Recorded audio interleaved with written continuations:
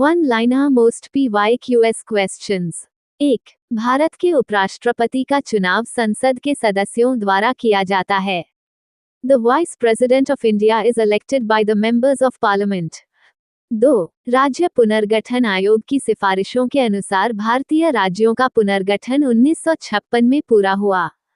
The reorganization of Indian states was completed in 1956 as per the States Reorganization Commission. 3. Mahatma Gandhi की हत्या के बाद Albert Einstein ने उनके बारे में ये प्रसिद्ध कथन दिया था। Albert Einstein made the famous remark after the assassination of Mahatma Gandhi.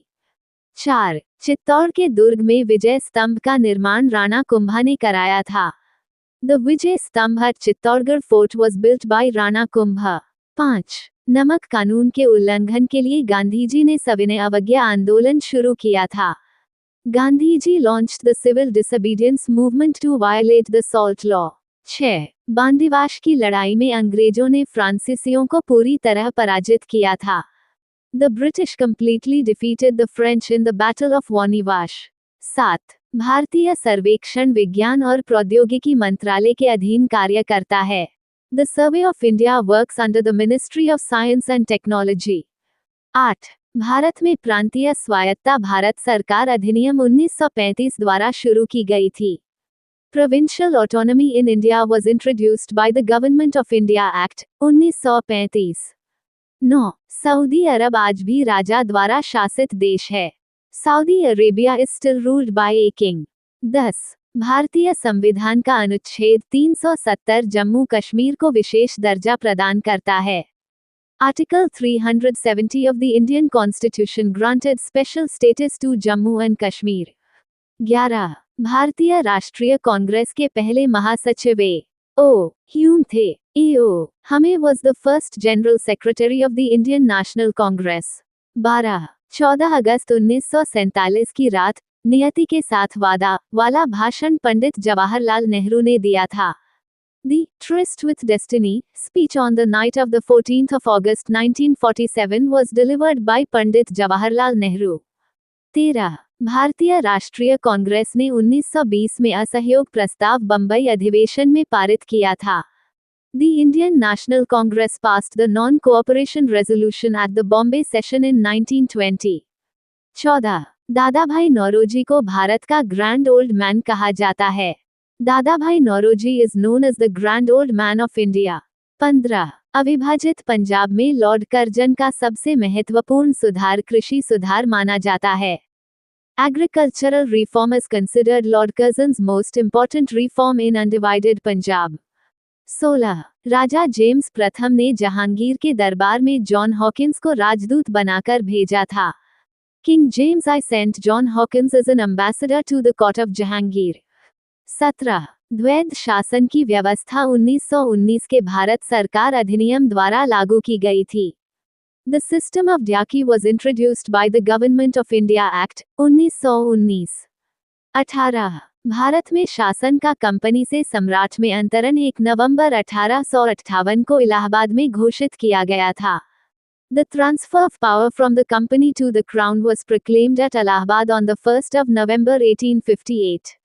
1916 में कांग्रेस और मुस्लिम लीग लखनऊ अधिवेशन में निकट आए थे। In 1916, the Congress and the Muslim League came closer at the Lucknow session. 20. Kashmiri महामृग केवल दाचीगाम अभयारण्य में पाया जाता है। The Kashmiri stag is found only in the Dachigam sanctuary. 21. Corsica द्वीप का संबंध नेपोलियन बोनापार्ट से है। The island of Corsica is associated with Napoleon Bonaparte. 22.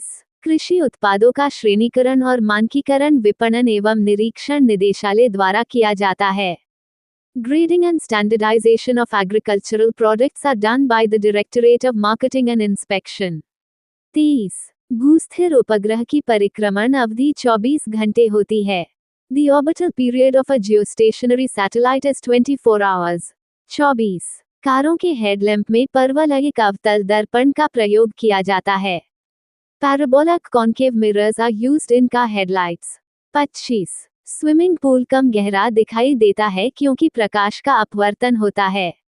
A swimming pool appears shallower due to refraction of light. 26. प्रत्यावर्ती धारा को दिष्ट धारा में दिष्टकारी द्वारा बदला जाता है। Alternating current is converted into direct current by a rectifier। 27 German silver तांबा, जस्ता और निकेल का मिश्र धातु है। German silver is an alloy of copper, zinc and nickel। 28 स्वर्ण का सबसे शुद्ध रूप 24 कैरेट होता है। The purest form of gold is 24 carat. 29 petroleum हाइड्रोकार्बनों का मिश्रण है। Petroleum is a mixture of hydrocarbons। 30 धातुओं की चमक मुक्त इलेक्ट्रॉनों द्वारा प्रकाश के परावर्तन के कारण होती है। The luster of metals is due to reflection of light by free electrons। 31 Bharat का उपग्रह प्रक्षेपण केंद्र श्रीहरिकोटा में स्थित है। India's satellite launch center is located at Sriharikota.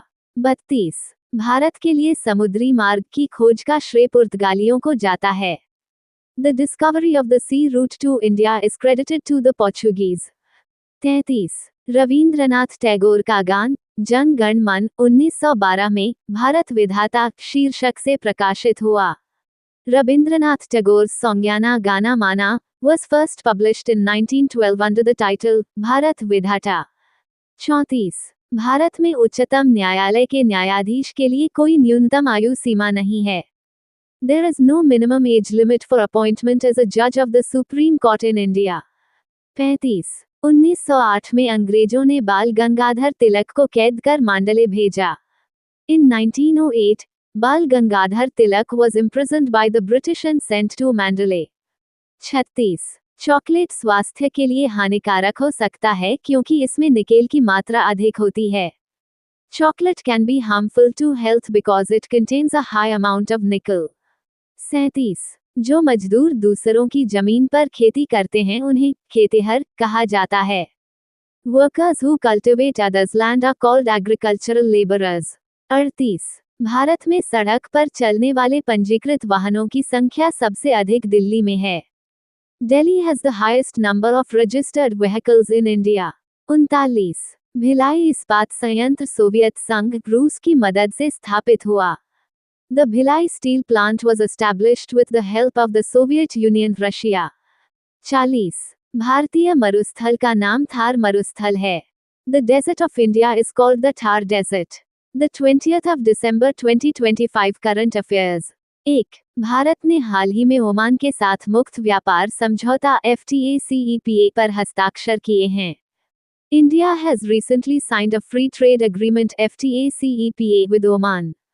2 Uttar Pradesh शिक्षा सेवा चयन आयोग UPESSC के नए अध्यक्ष के रूप में प्रशांत कुमार को नियुक्त किया गया है। Prashant Kumar has been appointed as the new chairperson of the Uttar Pradesh Education Service Selection Commission UPESSC। 3 desert cyclone 2 संयुक्त सैन्य अभ्यास भारत और संयुक्त अरब अमीरात के बीच आयोजित किया जा रहा है। The Desert Cyclone 2 joint military exercise is being conducted between India and the United Arab Emirates। 4 भारतीय तटरक्षक जहाज सार्थक ने हाल ही में ईरान के चाबहार बंदरगाह का दौरा किया है। The Indian Coast Guard ship Sarthak has recently visited Chabahar port in Iran।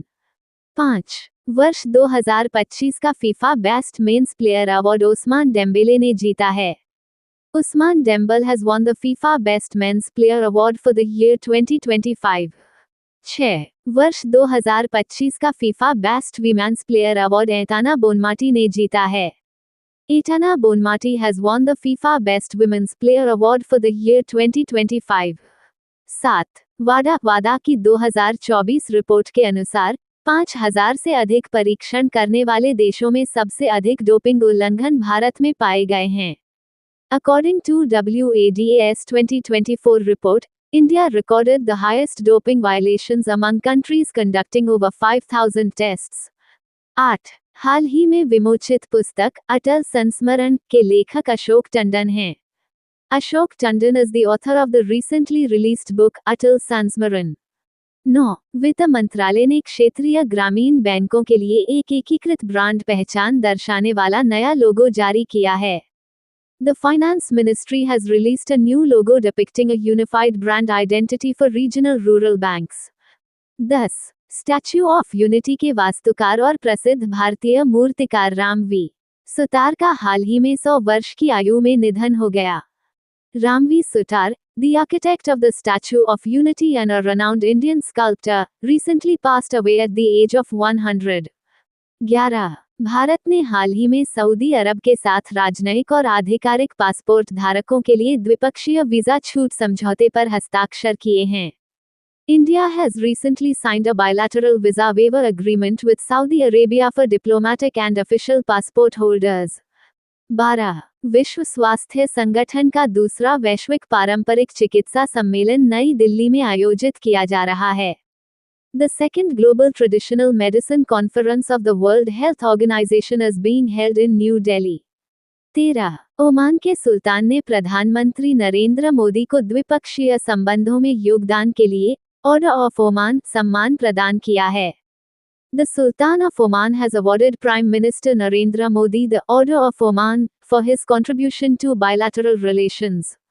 14. भारतीय ट्रेडमार्क रजिस्ट्री ने पहली बार गंध स्मेल के आधार पर ट्रेडमार्क आवेदन स्वीकार किया है। The Indian Trademark Registry has accepted a trademark application for the first time based on smell. 15. Uttarakhand के राज्यपाल ने तकनीकी खामियों का हवाला देते हुए समान नागरिक संहिता (UCC) विधेयक को वापस लौटा दिया है। The Governor of Uttarakhand has returned the Uniform Civil Code Bill citing technical flaws. Thank you. Subscribe Muskan Study Material for daily current affair.